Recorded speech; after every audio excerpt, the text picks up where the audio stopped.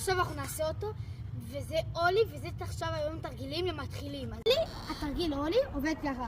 צריך לשים את הרגל פחות או יותר באמצע של הסקייטבורד, רגל מקדימה.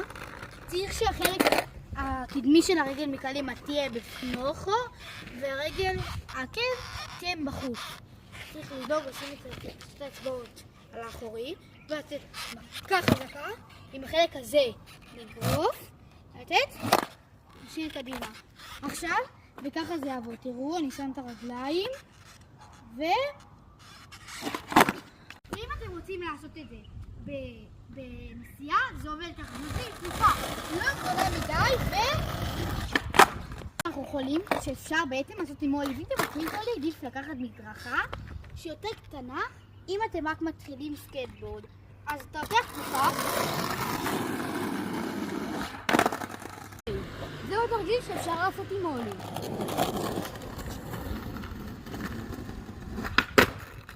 עכשיו אני אראה לכם, וחבר שלי, איך אנחנו קופצים אולי ממדרגה. זה הולך ככה.